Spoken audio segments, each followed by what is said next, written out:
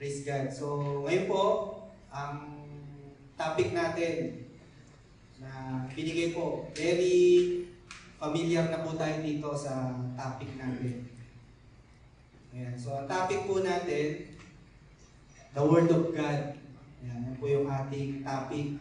At niligyan ko po siya ng theme, Living in Abundance Through God's Word. Ayan. So, yan po yung ating topic ngayong umaga na ito.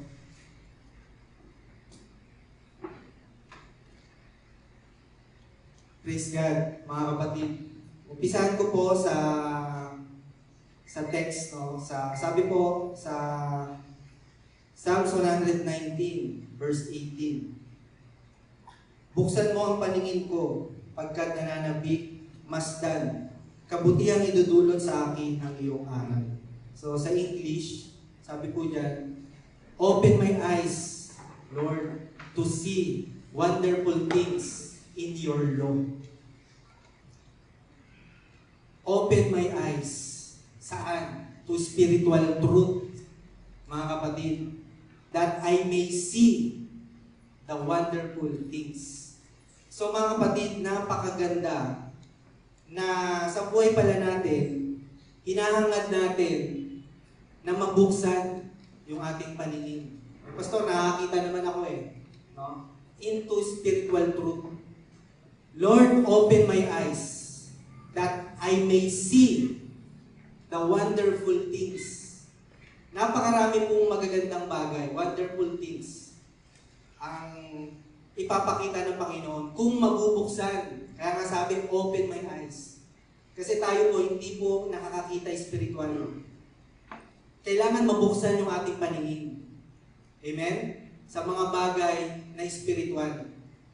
So that we may see the wonderful things in your law. Sa scripture, no? Sa Word of God. Napakahalaga, mga kapatid, na mabuksan yung ating paningin. Umpisa ko po sa isang istorya, a true to life story.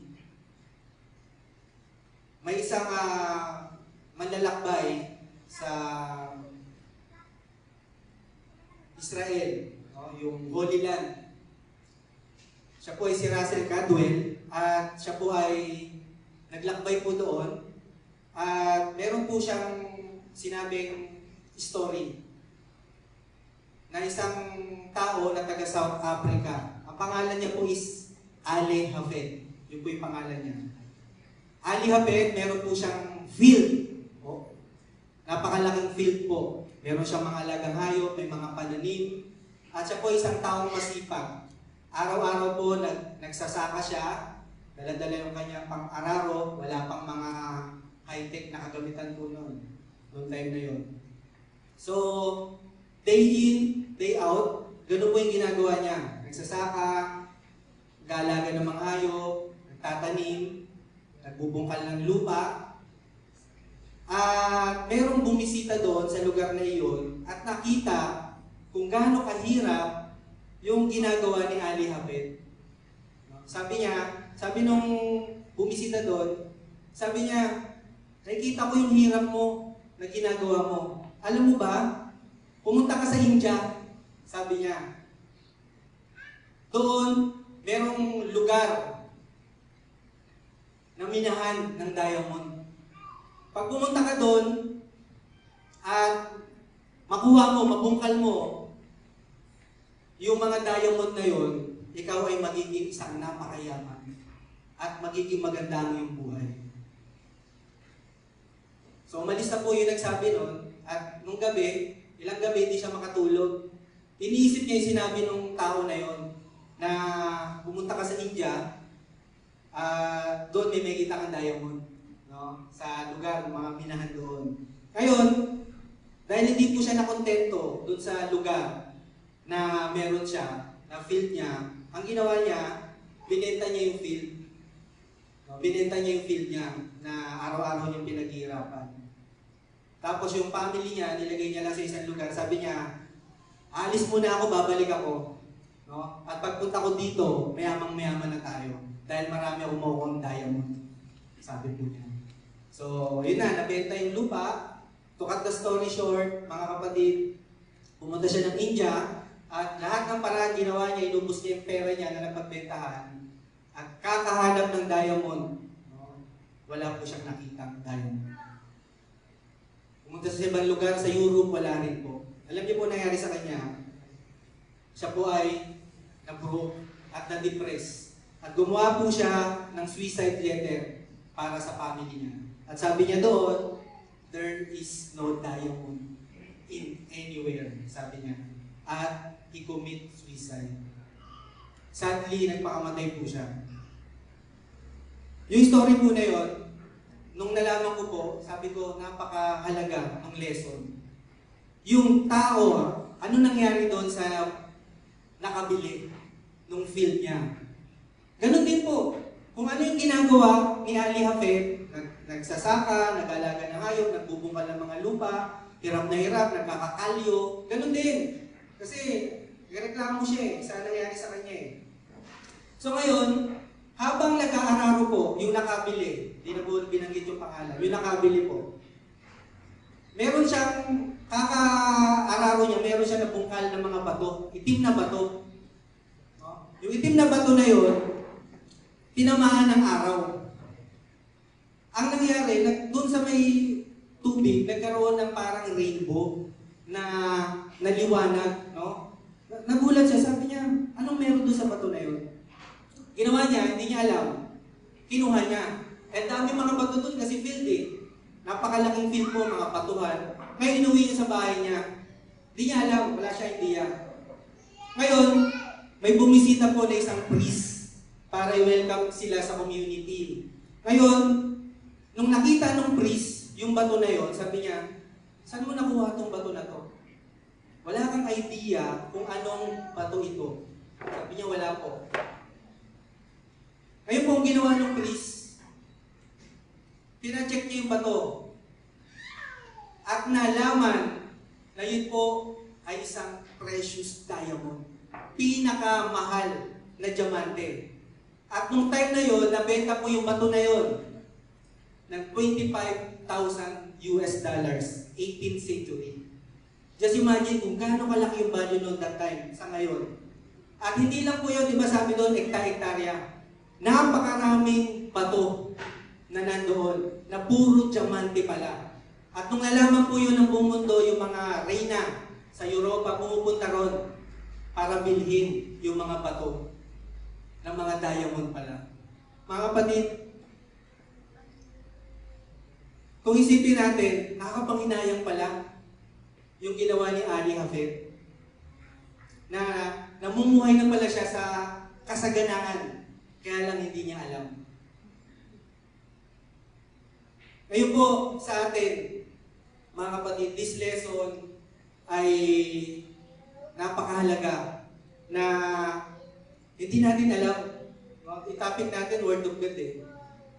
Hindi natin alam, hindi tayo aware, hindi natin nare-realize na yung value ng Word of God ay higit pa sa napakaraming diamante. Na nadi-disregard po natin, hindi natin napapriority, hindi natin namamalayan. So ngayon, meron po tayong 3 major points po. Yan, 3 main division. Number 1, what is the Word of God? Number 2, what can the Word of God do to you? And number 3, how can you experience the abundance of God's Word?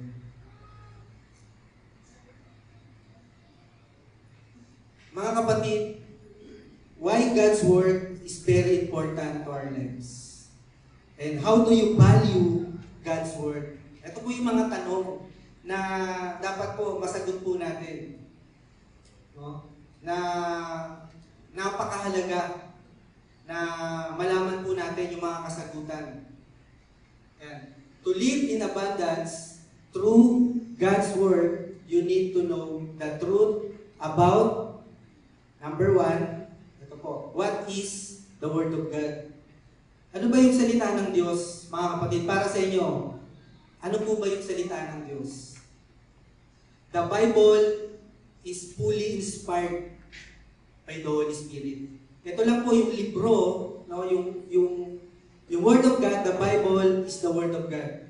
Nakasulat po sa Bible, lahat ng salita ng Diyos naririto po. Siya po ay inspired, kinasihan. Ibang-iba po siya sa mga libro na babasahin po natin. Siya lang po yung inspired sa lahat ng mga libro. Amen? According po sa 2 Timothy chapter 3 verse 15 to 17. Ang salita ng Diyos ay kinasihan. No? At ito ay magagamit sa pagtuturo, pagtutuwid, pagsasanay sa matuwid na pamumuhay. At sabi po sa Hebrew chapter 1, verse 1 to 3, noong unang panahon, ang Diyos po sa iba't ibang panahon, iba't ibang paraan, nangusap po ang Diyos sa pamamagitan ng mga propeta. Ngunit sa panahon po natin ngayon, nangusap po ang Diyos sa pamamagitan ng kanyang anak, ang ating Panginoong Hesus. Kaya, napakapalad po natin, mga kapatid, na nangungusap po, ginamit po ng Ama ang kanyang anak. The Bible contains everything mankind needs to know about God in order to have a relationship with Him. Ito po, totoo po ito, na nandito na po sa Bible lahat ng kailangan natin para magkaroon po tayo ng tamang relasyon sa ating Panginoon. Hindi po lahat ng tao sa mundo na to ay may tamang relasyon. Pwede natin sabihin, meron silang religion. Pero yung tamang relasyon, paano natin masasabi na kahit napaka-religyoso ng tao, ay meron siyang tamang relasyon sa Diyos? Dito lang po, sa salita ng Diyos, malalaman kung paano magkaroon ng tamang relasyon po ang tao sa Diyos. Amen? Ito po, ibinigay na po sa atin ng ating Panginoon. Kaya nga po, sa John 1:1, in the beginning was the Word. Nandun na agad. And the Word was with God, and the Word was God. Doon pala magkaka-idea na tayo. No, sa Gospel of John, na yung Word of God ay si Jesus. No, mamaya dadaanan po natin yan. Sa letter B, how do you approach the Word of God? Ito na. I-approach mo na. Babasahin mo na. Paano mo siya approach ngayon? Lahat naman tayo, kaya natin magkaroon ng Bible eh. Paano mo i-approach yung Word of God? Paano? Anong attitude meron ka dapat? Maraming bumabasa nito basta lang makabasa. No? Ito po, you must understand the two Greek for word. Meron po palang Greek word. Yung word, ano po yan? Dalawa po yan, yung logos at saka yung word na rema. Ayan, naririnig natin yan, no? Rumirema. Yung logos po, yan po yung inspired by God. Ayan. The total inspired of God. The total inspired word of God. Yan po yung logos. Ibig sabihin, sa John 1:1, in the beginning was the word, logos. Yung po yun. The first Greek term translated as word, speech, principle, or thought. No? Yun po yung sa Greek. No? Kasi New Testament, sa Greek po yan eh. Isinulat. In Greek philosophy, it is also referred to a universal, divine reason, or the mind of God. Yan pala yung logos. No? The mind of God. No? According po sa Greek philosophy. In the New Testament, sa sulat po ni Apostol John, the word or logos is a reference to Jesus Christ. And the Word became flesh and dwelt among us. Sa John 1:1, in the beginning was the Word, and the Word was with God, and the Word was God. Pagdating sa 14, and the Word became flesh. Ibig sabihin, the Word of God is si Jesus Christ. Amen po ba? The Word of God is Jesus Christ. Ang salita ay nagkatawang tao. at namuhay na kasama natin. Ibig sabihin mga kapatid, kung ang salita ng Diyos, it is a reference to Jesus Christ, pag nagbabasa tayo ng Bible, we approach Jesus. Si Jesus at ang salita ay iisa. At kapag hindi po natin naunawaan to, mga kapatid, hindi po natin ma-approach yung Bible na basta-basta lang. Si Jesus po at ang salita ay isa. John's Gospel begins using the Greek idea of a divine reason or the mind of God. Napakatalino ng glory to God. Ni John, yung sumulat po nito. Bakit? Nagkaroon siya ng introduction para makapasok sa mga Greek, sa mga Hentil. No? At sa ating lahat po. Sabi diyan, as a way to connect with the readers of his day and introduce Jesus to them as God. Dito pa lang po sa John 1:1 at John 1:14, sisirain na yung teaching na si Jesus ay tao lang.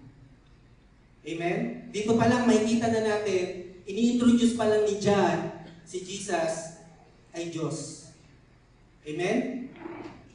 He is God. So, John used it to know many of the attributes of Jesus. So, napakaraming attributes po ni Jesus. Sa John 1:1, in the beginning, di ba sa Genesis 1:1? In the beginning, God created the heavens and the earth. Sa John 1:1, in the beginning, Jesus is eternal. In the beginning was God, and the Word was with God. Jesus is God prior to His coming. Bago siya nagkatawang tao, Diyos na siya. He was with God. And the Word was God. Jesus is God. Amen? Sabi po doon sa verse 2, nilikha niya ang lahat. Lahat ay nalikha sa pamamagitan ng salita. Jesus is Creator. Sa verse 4, Jesus is the life giver. Siya po yung liwanag na nagbibigay buhay. Sa 14, siya po ay nagkatawang tao. Amen? So, yun po yung Logos. Logos is a clear reference to Jesus, the God who both created us and live among us. Nilikha po tayo, tayong tao, at namumuhay po siya. Namumuhay siya kasama natin. Live among us. So mga kapatid, alam niyo po, itong Logos na to, ay sabi nga, itong Bible, Logos, total inspired by God. Inspired by the Holy Spirit. The author of the Bible is God. Ginamit niya lang yung 40 authors ng Bible. Pero, si Lord po ang gumamit doon. Amen? Kaya ang author ng Bible, walang iba kundi ang Diyos. Amen? So, praise God. Yung pangalawa po, na Greek for word, yung word na rema. No? Rema, yung salita. No? Ano ba yung rema na yan, mga kapatid? Dapat maunawaan natin itong rema.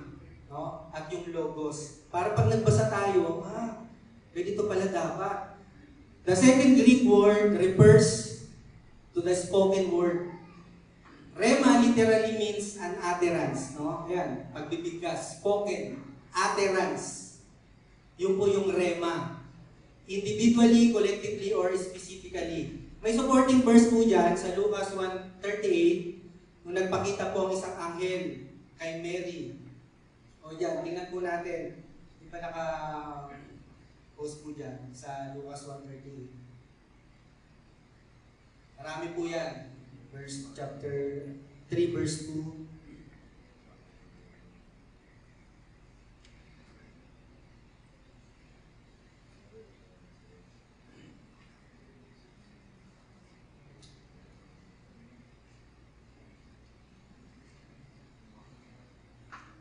Sumagot si Maria, ako'y alipin ng Panginoon. Mangyari nawa sa akin ang iyong sinabi. Pagkatapos, umalis ang anghel. Sa 3:2, nang sina Anas at Caiphas, ang mga pinakapunong pari ng mga Hudyo, si Juan na anak ni Zacarias ay nakatira sa ilang. ipinahayag ng Diyos ang kanyang salita kay Juan. Ipinahayag. Spoken. No? Yun yung rema. Sa 5:5, sumagot si Simon, Guro, magdamag po kaming nagpagod, ngunit wala kaming nahuli. Ngunit dahil sa sinabi ninyo spoken, sinabi ninyo, ihuhulog ko ang lambat. Alam naman po natin yung nangyari, no? Nung sumunod sila, napuno yung kanilang mga lambat. Amen? Dito po sa Acts, no? Bigyan natin ito ng diyan, yung Acts 11:16. Para makita lang po natin na nangungusap po ang Diyos through His Word. Sabi po, Acts 11:16. At naalala ko ang sinabi ng Panginoon, si Juan ay nagbabautismo sa tubig. Ngunit babautismuhan ko kayo sa Espiritu Santo. Ang binabasa natin, Acts 11. Pero mababasa po natin yung verse na to, sa sinabi ni Jesus, doon pa lang sa Matthew, nandun na.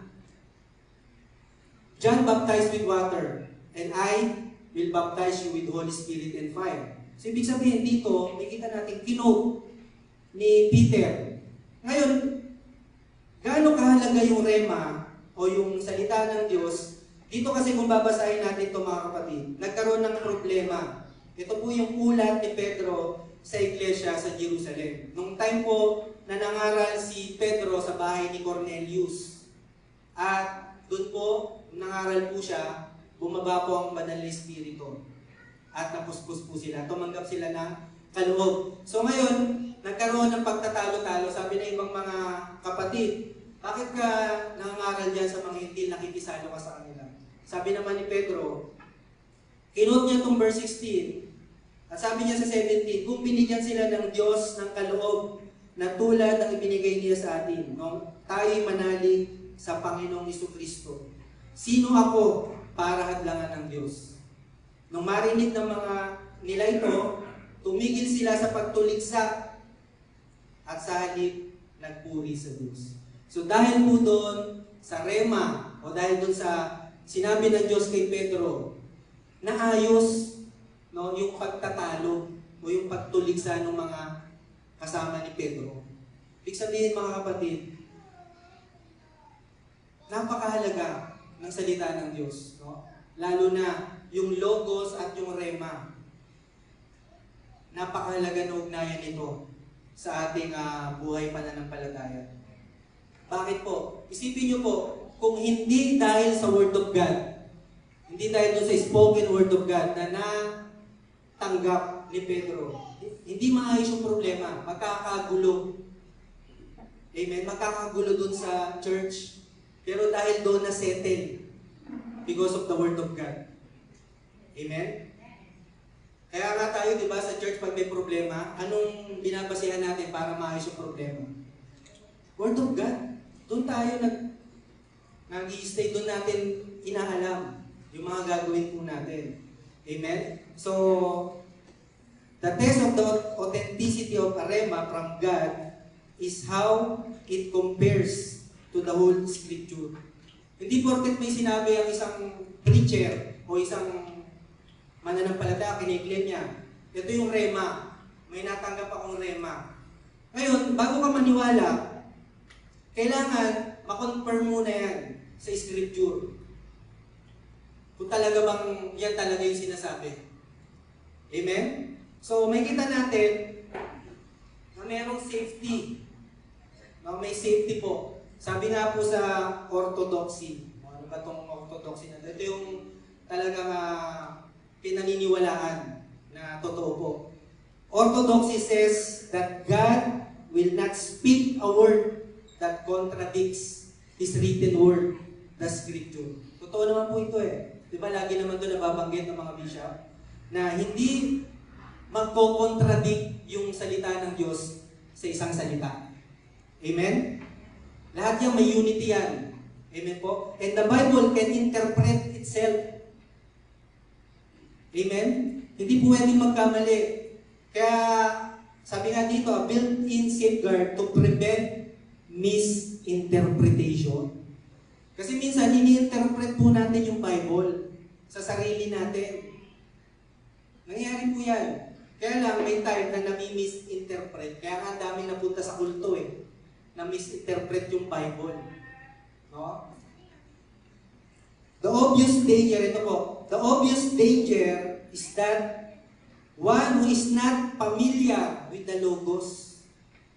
Yung isang kapatid o isang tao, delikado po siya kapag hindi niya alam yung salita ng Diyos. Bakit? Can misinterpret or misunderstand what he or she perceives to be a rema. No? Kinakailangan pala mga kapatid, familiar tayo sa Word of God. Binabasa talaga natin to. Kaya nga, di ba, lagi namin sinasabihan yung mga kapatid, mag-ingat tayo sa pinapakinggan natin, sa mga binabasa natin. Hindi natin alam anong doctrines niyan, kung anong mga pinapangaral niyan. Tapos ma-absorb natin, ma-adapt natin. Anong mangyari? Tapos hindi ka rooted, hindi ka familiar. Ang dali pong natin, no? Sabi nga yung ma-deceive. Kaya, ito po yung Word of God, the Logos and the Rema. Yung Rema po, napakahalaga nito. Kaya nga, di ba, kapag nakakapakinig tayo ng Word of God, dapat nagre-Rema sa atin. Nangungusap po talaga yan. Yung salita ng Diyos sa atin. According po sa Hebrew chapter 4, verse 12, ano sabi po dyan? For the Word of God is alive and active, sharper than any two-edged sword. It penetrates even to the dividing soul and spirit, joint and marrow. It judges the thoughts and attitudes of the heart. Sabi po doon, the Word of God is alive and active. Not just written. Yung Bible, hindi lang po siya isinulat, hindi lang siya basta printed. No? Ito po, lahat po tayo, kung may Bible po tayo, nakikita natin dyan, may letra, nakaprint po yan. It is not just a written word. The Word of God is alive and active. Ito po ay buhay. Buhay po yung salita ng Diyos. Kaya pag binasa po natin to, hindi po tayo nagbabasa ng comics. It is alive. Sabi po doon, for the Word of God is alive and active. Ibig sabihin nun, mga kapatid, ito po, ibig sabihin nun, all of the verses written in the Scripture is alive and active. Kaya po mga kapatid, kapag hindi natin in-approach to ng tama, may harapan po tayo na lumago-lumalim. Bakit? We approach God, the Word of God, na alive, active. Sabi doon, sharper than any two-edged sword. Siya po ay buhay. Buhay po ang salita. Amen? Buhay po ba ang salita ng Diyos? Amen. Kaya nga po, ito po ay, sabi nga di ba, dun sa Romans 1:17, it is the power of God, yung word, yung gospel. So sa number 2, what can the Word of God do to you? Sa letter A, it can change your life. Ang salita po ng Diyos, kaya po nitong baguhin yung buhay natin. Mind, emotion, and will. If we let, kung ipahintulot natin. Sabi nga, it is your choice. Marami naman po na nakakabasa ng Word of God, hindi naman po nabago yung buhay. Sabi nga, it is your choice to treasure it, pahalagahan natin, or to ignore it.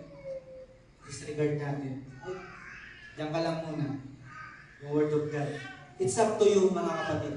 Nasa sa atin po, meron tayong free will, paano natin i-approach yung Word of God. Ayun, anong magagawa ng Word of God sa atin? Sabi po sa Joshua chapter 1 verse 8, do not let this book of the law depart from your mouth. Meditate on it day and night, so that you will be careful to do everything written in it. Then, you will be prosperous and have a good success. Doon pala makikita po natin sa Joshua 1:8, meron ng command. No? Do not let this book of the law depart from your mouth. Ibig sabihin, reading. Depart from your mouth, reading. Basahin. No? Hindi lang basa-basahin, sabi doon, meditate. Day and night. So yung fruit nun, magiging matagumpay po tayo, magiging successful po yung ating pamumuhay.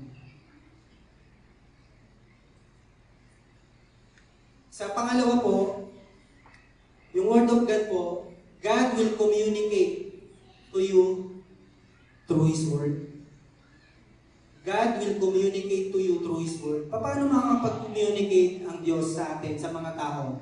Sa pamagitan po ng salita. Kaya nga po, ito po talaga yung nasasabi natin na dahilan ng Diyos, no? Para makapag-communicate. Ang hirap po makapag-communicate sa Diyos kung wala pong Bible. Paano natin siya makikilala? Paano natin malalaman yung kanyang karakter, yung attitude niya, yung kabutihan niya? Kung wala pong Bible. Kaya nga po, pag binasa natin yung Bible, ito po mga kapatid, pag binasa natin yung Bible, dapat yung attitude pala natin, ina-expect natin na mangungusap ang Diyos sa pamagitan ng kanyang salita. Amen? Kasi, ito yung purpose to communicate sa atin, yung Word of God. Kaya dapat pala, magkaroon tayo tinatawag na expectation. May pastor, may expectation yan. Magkaroon tayo ng expectation, sabi nga versus reality daw. Na expectation, na pag binasa natin yung Bible, naka-mindset ka, naniniwala ka, mangungusap sa iyo yung Diyos. Sino po yung may ganitong attitude? Naniniwala ka, in-expect mo, babasahin ko yung magbabasa ko ng Bible, mag-devotion ka. Yung attitude mo, naniniwala ka sa sarili mo na mangungusap sa iyo Diyos. Dahil pag hindi, ito po ang mayari, dahil pag hindi ka naniniwala, yung mind mo, yung isip mo, i-close niya, hindi ka talaga makakatanggap ng pangungusap ng Diyos. Kasi sarado isip Kaya nga, mga kapatid, napakalaki ng part ng isipan natin kung paano natin i-approach. God will communicate to you through His Word. Ito po yung topic natin, Word of God. Gusto mo mangusap ang Diyos? Manalangin ka? Through Word of God? Yan po yung mga basic na paraan. Kahit po, si Jesus, nangungusap po ang Ama sa pamagitan ng salita. Amen? Yung mga disciple, napansin po ba natin? Word of God. Si Jesus, it is written. Word of God po. Sa about Word of God. So, ngayon mga kapatid, paano po nabago yung buhay ko? Ang Word of God. Ito po. Sabi nga, from darkness to lightness. Nung time po na wala pa po ako sa Panginoon, magulo, madilim po yung buhay ko. Walang direksyon. Di maayos. Puro barkada, puro happenings, Yan po yung naging buhay ko nung time na wala pa po ako sa Panginoon. At ngayon, paano ako nabago? Hindi ko po kayang baguhin yung sarili ko. Binago po ako ng Diyos sa pamagitan ng kanyang salita. Nung time na bago pa lang po ako yan, glory to God po, nabibless po ako doon sa mga bago mga kapatid natin dyan. Sabi ko, nakakatatlo na sila, o 3 or 4 Sundays na. Ibig sabihin, hindi ka attend ng first time, second time, third time, fourth time, hanggang susunod, kung wala lang Diba? Ibig sabihin, nangungusap po yung Word of God sa kanila.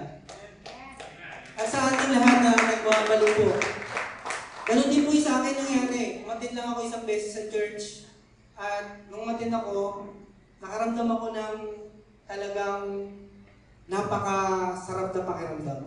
Na nalaman ko yung tungkol sa Diyos. At hindi ko alam, yun ang pala yung Logos, Rema, nangungusap na pala yung Diyos sa akin. At dumating yung time na ako na mismo pumupunta sa church. Ang layo po ng church, binabiyahe ko pa po yan. From Pintian to Sampaloc. No? Binabiyahe ko po yan. Maka-attend lang ng church. So, yun po, nakita ko yung sarili ko na na-inlove na ako sa Word of God. Nagbabasa na ako ng Bible, nagtatanong na ako ano ba ibig sabihin nito. Matin ako ng mga Bible study, mga discipleship, mga seminar, mga training. So yun pala yung Word of God, nasa process na pala yung buhay ko that time. Glory to God po, nakita ko po na dahil sa salita ng Diyos, nabago po talaga yung buhay ko. At tinataas ko po yung Panginoon dahil dati, wala akong interest sa Bible. Wala akong interest magbasa kasi sabi doon, ang mga bagay na spiritual, maunawaan lamang sa paraang spiritual. So hindi pa ako maka-spiritual, wala akong interest dyan. Dumating sa time na sobra na hinahanap ko na yung Word of God. Talagang gustong-gusto ko laging babasahin. Amen? At doon po, nag-start yung pagbabago sa akin ng Diyos. At naniniwala po ako, mga kapatid, tayong lahat, may kanya-kanya tayong experience. Lalo na sa mga bago, in-encourage ko po yung mga bago, mga kapatid, na tuloy nyo yung process ng Diyos sa inyo through His Word. Amen? So, purihin po natin ang ating Panginoon. Hallelujah. Sa pangatlo po, eto na. Alam na natin yung Word of God, yung Logos, Rema, at yung nagagawa ng Diyos, ng Word of God sa buhay natin. Kaya tayong magbulit, isalita ng Diyos. Number 3, eto na. How can you experience the abundance of God's will? Naniniwala po ba tayo na ang salita ng Diyos ay merong kasaganaan? Parang dito lang yata naniniwala. Naniniwala po ba tayo? Amen. Praise God. Di ba yung sa kanta ka kanina? No? Ikaw ang kayamanan ko. Di ba? So, praise God. Yung salita ng Diyos, punong-puno po yan ng kasaganaan. Ngayon, papaano? Sa letter A, nilagay ko po dyan, heat and pressure is required to have a diamond. Bakit may diamond dyan? Diamond signifies abundance. Magkaroon ka ng diamante kahit isang bato, kahit isang bato lang ngayon, mababago kaya buhay mo? Amen. No? Yung Word of God, more than diamond. So, heat and pressure is required. Ano naman yung pastor, heat and pressure na yan? No? Ito po, like Abraham, David, Job, the disciples, and even Jesus of Nazareth. We know what happened to them. Alam po natin yung nangyari sa kanila. Sa mga yan, sa mga nabanggit dyan. They passed through extreme heat and pressure. Hindi po naging madali yung buhay po ng mga tao na yan. Sila Abraham, si David. Si Abraham, saan natin? Short lang. Si Abraham, sabi ni Lord, pumunta ka sa lugar na papupuntahin kita. Umalis ka dyan sa bayan mo, iwan mo yan. Si Abraham, wala siyang, hindi niya alam kung ano ang mangyari sa kanya doon sa inutos ni Lord na pumunta siya. Pero ang ginawa niya, sumunod lang po siya. Amen. Nakita natin yung obedience ni Abraham. At dahil sa pagsunod niya doon sa sinasabi ng Panginoon sa kanya, nabago ba yung buhay ni Abraham? Yumaman ba si Abraham? Ang sabi doon, pinagpala ng higit ng Diyos si Abraham. Pinarami niya lahat ng mga property niya. Because of God. Sabi doon, Abraham, I am your shield and exceedingly great reward. Genesis 15, sabi po ng ating Panginoon. So si David po bago maging king, inanoint po siya ni Prophet Samuel. Hindi siya na agad naging hari. Ang daming taon pa ang lumipas, no? Siya po ay pinagtangkal pang patayin ni Haring Saul. Namuhay siya sa kuweba, nahirapan po siya. Pero dahil po doon sa extreme heat, sa pressure, sa hirap, sa mga trials na pinagdaanan niya, ano po nangyari kay David? Nahubog po yung kanyang karakter. At ready na siya doon sa task to be the king of Israel. Amen. Ako nga iniisip ko po kung wala kayang pagsubok si David. Ano kaya mangyari kay David? Kung di niya kaya dinaanan yun. Yung mga papatayin siya, yung palayasin siya doon, nagpanggap pa siya ng baliw, di ba? So, ang daming pinagdaanan ni David. Pero ano naman nakita natin? Siya po ay isa sa mga lineage ni Jesus. Amen? Praise God. Si Job, mas matindi to. Alam naman natin nangyari kay Job Nawala lahat. No? Pero dahil po doon sa pressure, sa heat na pinagdaanan niya, nadalisay, na-purify yung faith niya sa Panginoon. At sa dulo ng kanyang buhay, ano sabi doon? Dinoble ng Diyos lahat ng nawala kay Job. Nakikita natin mga kapatid, na ang Diyos talaga ang nagbe-bless sa tao, sa atin. Kaya kang i-bless ni Lord. Lahat po tayo, ako, naniniwala po ako 100%. Each of us, bawat sa atin, kaya tayong pagpalain ng Diyos. Kaya lang mga kapatid, paano tayo mapagpapala kung buhay natin komportable, kung buhay natin complacent? Isipin niyo po mabuti. The disciples, ano naging buhay ng mga disciples umakit na si Jesus sa langit? Una, kasama pa nila, di ba? Si Master, si Lord, may backup sila. Pero nung wala na si Jesus, umakit na sa langit. Yung Holy Spirit, sinend po ng Panginoon. Di ba, dumana sila ng mga persecution? Si James nga, pinugutan Di ba? Ibig sabihin, ang tindi ng persecution sa kanila, ang tindi ng mga trials. Pero dahil doon, lumabas po yung diamond. Lumabas po yung talagang kagustuhan ng Diyos sa kanila. Even si Jesus of Nazareth, makita naman natin, alam natin nangyari sa Kanya. Amen? Na talagang to the point of death, sumunod po siya sa Ama. Amen? So makikita natin sa ilang example na to, mga kapatid, na hindi naging madali. Dumaan talaga sila sa matinding heat and pressure. May explain po natin yan. Ano ba yung meaning yan sa buhay natin? Ganon din sa mga kapatid natin sa Saudi. Yan, speaking of Saudi Arabia.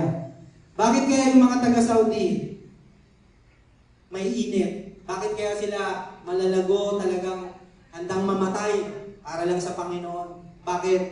Because of persecution. Pakukulong sila, bawal yung word of God, bawal mangaral dati, mga panahon ko ni Bishop. Nakulong mo si Bishop, glory to God. Tingnan niyo po, isipin niyo mabuti. Kung wala kayong persecution, ako iniisip ko, kung wala kayong persecution, ano kaya magiging buhay ng mga taga-Saudi? Pero because of that persecution, the pressure and heat, mas lalo silang kumapit, mas lalo silang naging close sa Panginoon, mas lalo silang dumepende sa Panginoon. Mas lalo silang umasa sa Lord, na pag sumunod sila, Lord, ikaw nang bahala sa akin. Bakit? Dahil sa persecution. Ngayon mga kapatid, eto tanong, how about us? Kamusta naman tayo? Sabi mo nga sa katabi ko, kamusta ka naman kapatid?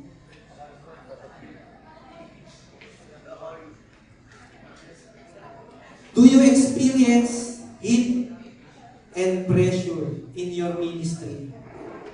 Nakakaranas ka ba ng mga heat and pressure? Nahihirapan ka ba sa ministry? Nakakaranas ka ba ng mga ganyan? Ng mga pagtitiis, pagtsatsaga, pagsasakripisyo? Kapatid, nakakaranas ka ba niyan as a servant of God? Bilang lingkod ng Diyos? Nakakaranas ka ba? Nahihirapan ka ba sa ministry? Nahihirapan ka ba sa pananalangin? Nahihirapan ka ba na pumunta pag prayer meeting? Nahihirapan ka ba? Ano ba yung pressure sa'yo ngayon, kapatid? Ito tanong. Anong pressure sa'yo ngayon? Dahil kung wala, sabi nga, living in complacent and comfortable, it is the opposite of heat and pressure. Kapag namumuhay ka na complacent, komportable, bahala na sila pastor dyan, bahala na sila bishop, sila na lang dyan kasi tagal na yan No? Dito na lang ako. Ligtas naman na ako Di ba? If you live in complacent and comfortable life, Sabi nga dito, it is not tested. Hindi pa nasusubok yung pananampalataya mo. The faith that cannot be tested cannot be trusted. Ang pananampalataya na hindi sinubok, hindi ang mapagkakatiwalaan. Marami nang umalis, marami nang nawala sa church nung dumating yung mga pagsubok. Dati ginagamit, dati ang init. Nung dumating yung mga pagsubok, hindi mo na makita, hindi na nakapagpatuloy. Why? Dahil walang pressure and heat na nararanasan. Wala pong pagsama ng Diyos sa buhay po niya. Paano ka sasamahan ng Diyos kung komportable buhay mo? God does not anoint the lazy people. Ulitin ko. God will not anoint the lazy people. Hindi po binibless ni Lord yung tamad. May nakita pa kayo sa Bible na tamad? Pinagpala ng Diyos? Sabi nga ni Lord, bawal pakainin yung tamad eh. Tama po ba? Sila John, sila Peter, nung tinawag sila, may trabaho sila, nagtatrabaho sila. Nangingisda sila. God use yung mga may ginagawa, yung ginagamit, yung po'y pinagpapala ng Diyos. Pero kung hindi ka ginagamit sa ministry, how do you expect that God will anoint you? Saan mo gagamitin yung anointing? Wala ka namang ginagawa. Mga kapatid, this is a message ng Lord. Praise God. Sa Lucas chapter 14, verse 25 to 27, sabi doon, if any one of you na nais maging alagad ko, sabi doon, you must deny yourselves. Ipasa ng krus at sumunod sa akin. Sabi niya, hindi magiging karapat dapat sa akin ang umibig sa ama, sa kapatid na higit sa akin. At ang hindi nagpapasa ng krus, hindi maaaring maging alagad ko. So doon pa lang mga kapatid, nakikita natin na meron talagang pressure. Yung pagsunod sa Panginoon, hindi po madali. Ito mga kapatid, in general po itong sasabihin ko. Ang pagiging Kristiyano, hindi lang po yung pag-attend sa church. Yes, nakakatid po tayo para mapagpala, makatanggap na mensahe, makapagpuri. Pero higit pa doon, ang ating pong pagkatawag, kaya po tayo niligtas ng Diyos, the very purpose is to serve God. Gusto ng Diyos paglingkuran natin siya. Gusto ng Diyos na mag-glorify ang Diyos sa buhay po natin. Kaya this is a challenge, mga kapatid, sa atin. Okay lang yan. Kung nag-i-start ka pa lang ngayon, kung anong ministry, kung saan ka nilalagay ng Lord, tuloy mo lang, kapatid. As long as na nagagamit ka para sa Panginoon, you are blessed. At kung ngayon, nangusap ang Lord, na gusto mong bumalik sa ministry, gusto mong magpagamit sa Panginoon, praise God. Napakarami po ng ministry. Ang dami pwedeng gawin sa Lord. Hindi ka man nakikita dito sa harapan. Yung nananalangin ka lang. Intercessor. Hindi mo kailangan makita para lang magamit. Sa bahay ka lang, pray ka doon, nagbi-ministry ka na. Po, nagbi-ministry ka, nag-i-intercede ka. Ministry po yun sa ating Panginoon. Sabi nga, recognize who you are and who you serve. Kailangan ma-recognize kung sino ka ba talaga. Ako po ay anak ng kataas-taas ng Diyos. At sino ang pinaglilingkuran mo? Walang iba kundi ang ating Panginoong Jesucristo. So alam mo po kung sino ka at sino pinaglilingkuran mo, kakaroon ka ng direksyon sa paglilingkod. Kung ikaw kaya ay naatasan maglingkod sa presidente, proud ka kaya? Na presidente maglilingkuran mo kung anong papagawa niya sa'yo. Ito, gawin mo to, Brian Amihana. Pinapatawag ka ng presidente ng Pilipinas para gawin ang bagay na ito. Diba? Tayo nga, tuwa na tayo, pinagin pa rin pangalan ni Brian. How much more? Tayong lahat ay naglilingkod sa King of Kings and Lord of Lords. Dapat higit po na ma-excite po tayo, mga mga kapatid, dahil pinakamataas po yung pinaglilingkuran natin. Amen? So, heat and pressure. Balik lang ako doon sa story. Bakit diamond yun nilagay ko dyan? Heat and pressure is required to have a diamond. Tinignan ko po yung diamond, sabi po doon sa Google, diamond is the hardest elements on earth. Pinakamatigas po na elemento, yung diamond. Why? Because it has a tinatawag na carbon atom. Carbon atom yung bumabalot doon sa bato na yun. Di ba? Black stone, bumabalot doon, carbon atom. Pag tinignan mo nga yung diamante, hindi ka ma-attract doon sa bato pa lang. Kaya nga si Ali Hafid, hindi niya alam na diamond Kasi tingin niya bato lang Di ba po? Yung diamond, para lumabas po, yung diamond doon sa bato na yon, napakatigas. Kailangan niya yung heat and pressure. Required heat and pressure. Yung tinig ko po, nakita ko doon, para yung pressure na yun, para talagang maalis yung carbon atom at lumabas yung diamond doon sa bato na yun. Sabi doon, 7,200 degrees Fahrenheit yung kinakailangang pressure para mawala, makalas yung carbon atom. Imagine niyo 100 degree lang, napakainit na. 7,200, no?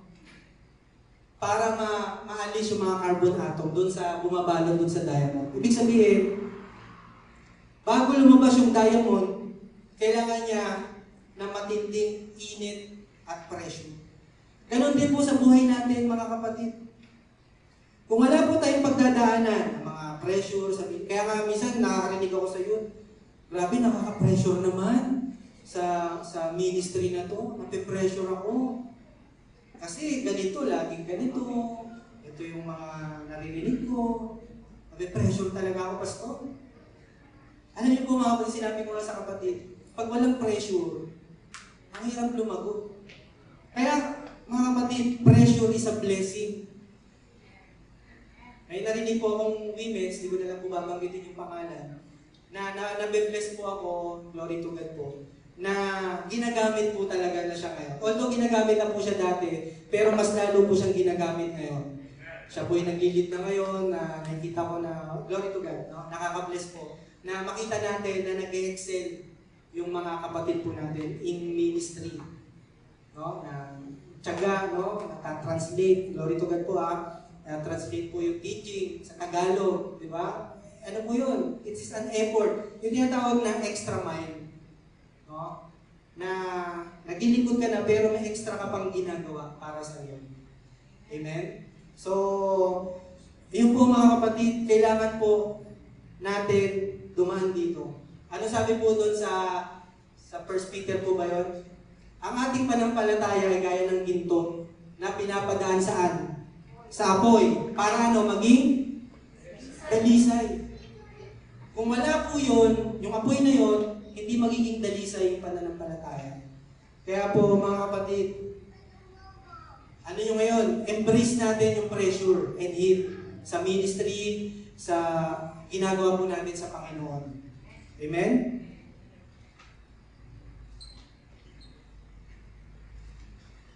So yun po yung tatlong points natin. In application, nilagay ko po dito. Number 1, stop comparing yourself to others. Bakit? Kasi po, pagka kinukumpara na natin yung sarili natin sa iba, mag-iiba po yung ating pananaw. Sabi nga, mabuti pa yung kapitbahay namin, maganda ang buhay.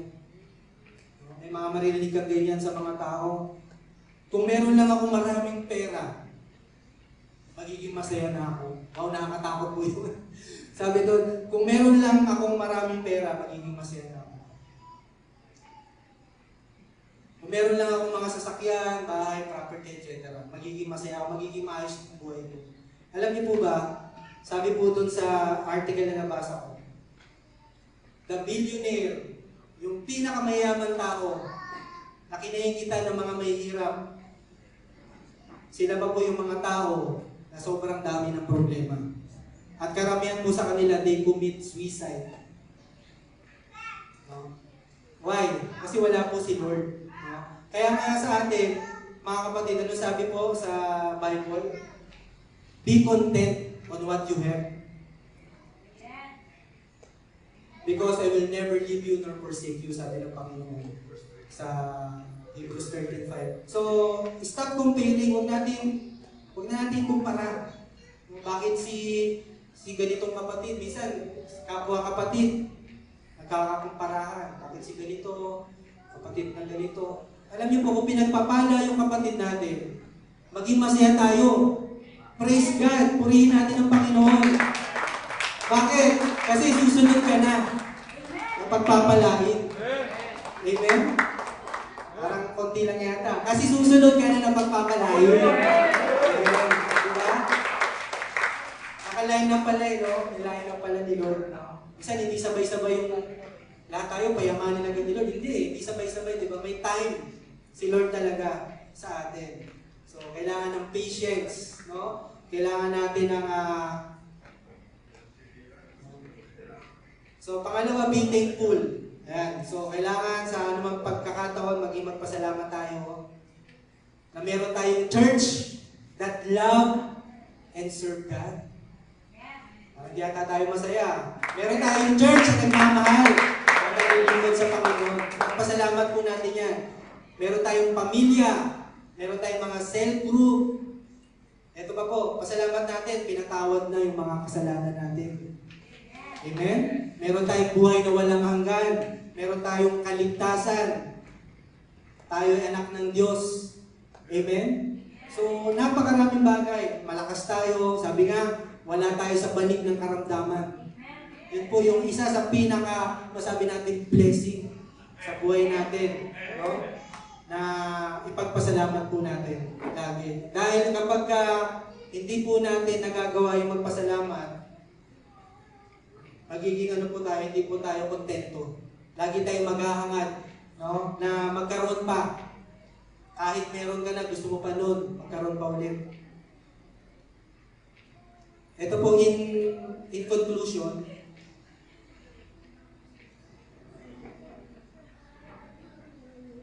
as Christian, ito po, do you realize what you already have in your life right now?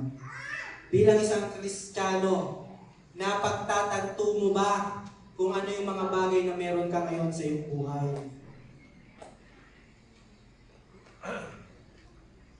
Do you realize, mga kapatid, naalala po natin yung si Ali Hafed. Research ko po Ali Hafed. Do you learn the lesson sa kanyang buhay? Isipin niyo mga kapatid, kung alam lang niya na yung field na kanyang sinasaka, yung kanyang inaanihan, o yung kanyang pinagtatrabahuan, ay punong-puno o napakarami palang diamante. Sa tingin niyo kaya, ibibenta niya kaya yun?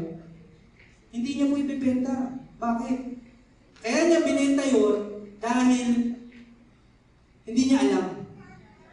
Hindi niya alam na namumuhay pala siya sa abundance na. Akala niya yung pag-ising niya sa umaga, tatrabaho na naman siya, mag-aani. Ganun lang lagi yung gagawin niya. Hindi niya alam, napapalibutan siya ng mga diamante. No? Pero hindi niya na-realize na meron na pala siya nun. Ano ba yung meron na tayo ngayon, mga kapatid, na dapat natin ma-realize? No? Kagaya ni Ali Hafed, hindi niya na-realize kaya pakamatay siya. Binenta niya yung property. Huwag po tayo magbenta basta-basta. Baka mamaya sa lupa na yan, meron pala yung diamante.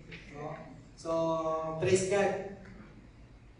What you have already, meron tayong Jesus. Naniniwala po ba tayo? Nasa atin yung Panginoon. Nasa atin yung kanyang salita, His Word. Nasa atin yung Holy Spirit. Ano pang hahanapin natin? Sabi doon sa kanta, salita mo, di ba? Nasa iyo ang kayamanan. Sabi po sa Job chapter 21, sabi doon, ituring mo na kayamanan ang kataas-taasang Diyos, na gintot pilak na iyong pahahalagahan. Meron kang, nasa iyo ang grace, mercy, and blessings ng ating Panginoon. Ibig sabihin mga kapatid, yung meron tayo ngayon ay napakasagana na. We need to realize, ito po mga kapatid, we need to realize yung mga bagay na meron na tayo ngayon. Para hindi po tayo mauwi sa kagaya ni Ali Hafid na nasa kanya na pala yung kayamanan dahil di niya alam na sayang. Mga kapatid, I'm done. Tayo po tayong lahat mga kapatid.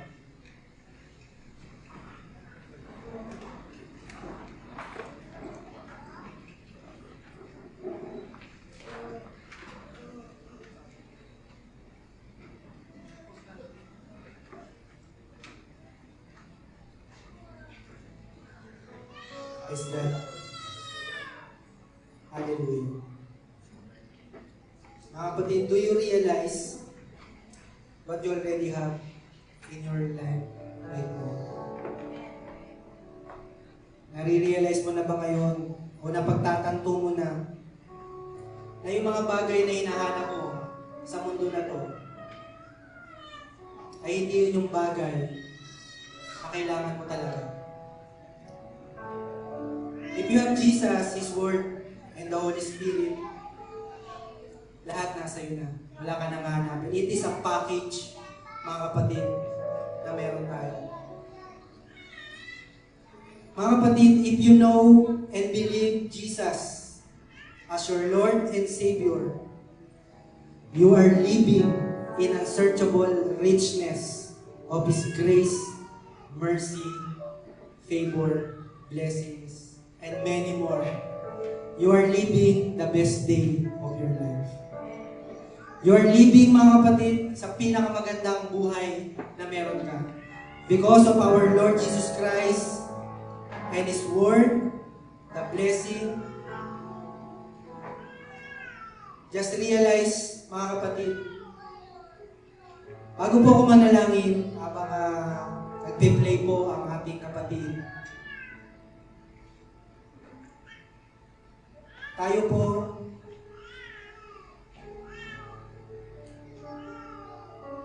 ay manahimik at tayo po ay nagbulay-bulayan po natin ang kapahayagan ng Panginoon.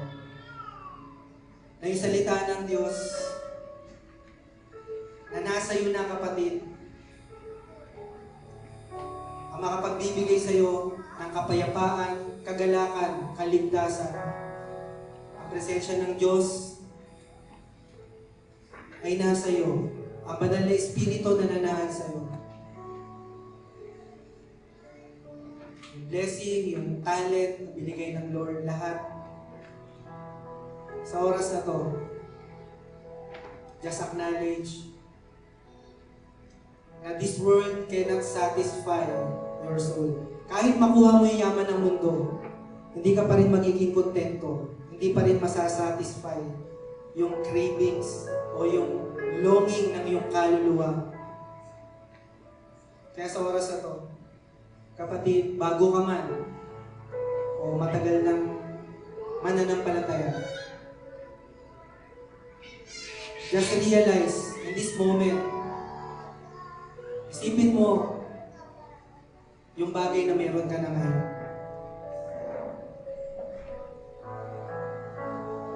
And try to talk to your Savior, to your Creator,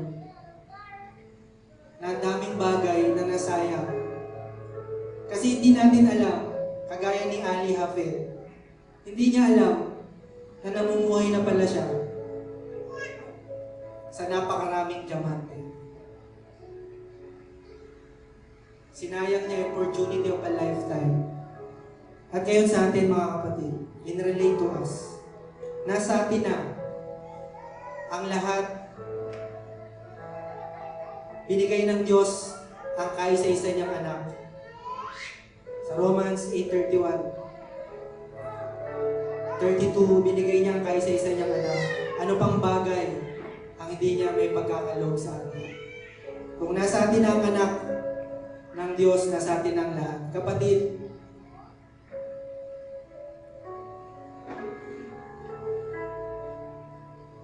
inyo pong pagtantuin ito pong word na ito. Nasa iyo na ang Panginoong Hesus, ang kanyang salita, plus the Holy Spirit. And realize, kapatid, right now, dahil nasa iyo yan, anong magagawa ng Diyos sa buhay mo ngayon? Anong kasaganaan ang pwede mong maranasan dahil nasa iyo na ang Diyos? Anong hindi mo magagawa? Nasa iyo ang pinagmumulan ng buhay at kapangyarihan. O imimiss mo na naman yung pagkakataon. Church, sa oras ito, if you respond sa message na to, just raise your hand, kapatid. Kung sa tingin mo, ina-acknowledge mo, o napagtatanto mo talaga na dahil nasa iyo na ang ating Panginoong Hesus, ang kanyang salita, ang banal na Espiritu, ang Diyos,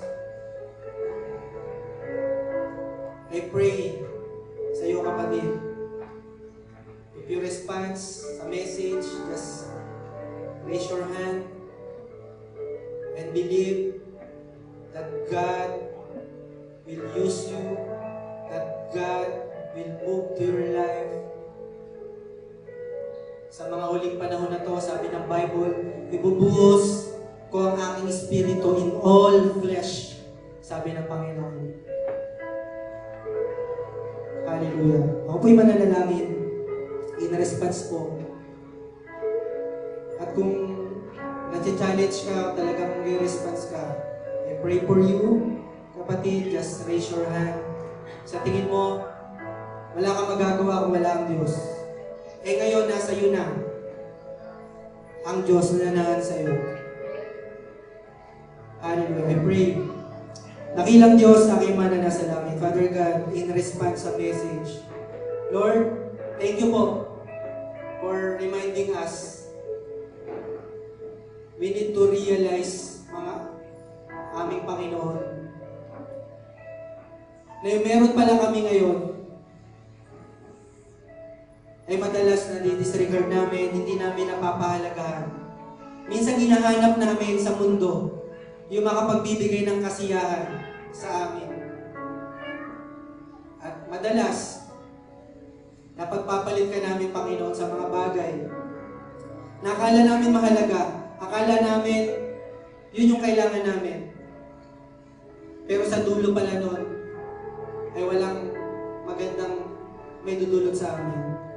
Kaya Lord, sa oras na to, sa lahat po ng nag-response, Father God, you know their heart, Panginoon, their longings.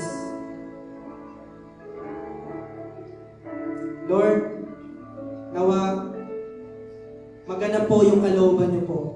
Yung heat and pressure. Lord, yung mga trials, persecution, napakapahalan pala namin, Lord, kung dumadaan kami sa ganitong mga bagay, Panginoon. Dahil may gantimpala ang lahat ng ito. Kaya, Lord, kayo po, O Diyos, ang kumilos sa lahat ng mga kapatid ang nag-response po. Kayo na po, Lord God, ang maparangalan sa kanilang mga buhay. They acknowledge you, Lord, na tanging kailangan namin sa buhay na ito. Sabi nga sa iyong salita, ano mapapala ng isang tao, makamit man niya ang buong daigdig kung mapapahamak naman ang kanyang kaluluwa. Lord, salamat po na hindi mo hinayaan na mahulog kami sa mundo na ito. Thank you, Lord. Itinataas ko po, itinatagubilin ko po ang bawat isa. Lord, na muli mong i-rekindle, muli niyo po, Lord, na pag-alabin yung passion sa puso nila, Lord God, nung umpisa na naglingkod sila sa iyo. Hanggang ngayon, Panginoon, even sa mga bago, Lord God, Alam ko, Panginoon, walang mahirap sa iyo. Any people, pwede mong gamitin as long as they willing and they humble, Panginoon, sa iyong harapan. Salamat, Lord, sa mga kapatid na ito. Pagpalain niyo po sila at basta-basta. Hallelujah. Dakilang Diyos, aming Ama na sa langit. Salamat, Lord, sa iyong salita, sa nagbigay hamon, nagbigay inspirasyon sa bawat isa. Lord, na truly, sa pamagitan lamang ng iyong salita, magkakaroon kami ng kasaganaan sa buhay na ito. Hindi po kasaganaan lang ng material. Higit pa, Lord God, sa kaya mo po namin matanggap sa iyo. Kapayapaan, kagalangan, pag-ibig, kaligtasan. Yung mga kapatid, Lord, hindi ito kayang tumbasan ng anumang yaman ng mundo. Kaya Lord, salamat po. We are blessed, Lord God, to have you in our lives. Salamat sa iyong salita. Salamat sa iyong Panginoong Jesus. Salamat, Banal na Espiritu. Salamat po aming Ama sa lahat-lahat na tinatamasa namin ngayon. Nakaganda ang loob mo, kabutihan mo. Lahat ng ito, Panginoon, ay hindi namin talaga deserve. Pero dahil sa iyong kabutihan, tinanggap namin lahat ng kasaganaan na ito. Maraming pong salamat. Lord God, kayo na po ang magpatuloy na kumilos po sa bawat isa sa amin. Lord, naniniwala kami na church na ito ay nakakaranas na ng heat and pressure. Lord God, marami nang lumalabas, Lord, ng mga leaders, mga pastors nag-excel, Lord. Nabigyan pa kami, Lord, dito po sa bago pong ministry na ibinigay niyo po sa amin. Ito nga po yung sa ALS, Lord, na isa po na naging partners ang church, Lord God, para sa mga ibang mga kabataan. Lord, thank you, Lord, sa mga ganitong pagkakataon. Sa jail ministry, sa mga women, sa men, sa mga youth.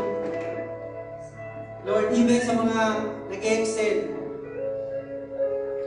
na dumaranas ng heat and pressure, dumadanas ng mga trials sa paglilingkod. Lord, alam namin ngayon na ito po yung kalooban niyo po para sa amin upang lumabas, Lord God, yung ninanais niyo po sa aming mga buhay. Na kami ay maging kagamit-gamit all for your glory, Panginoon. Kaya minsan pa, Lord, tinataas ko po ang church na to sa iyong mapagpalang kamay na anuman dinadanas namin ngayon.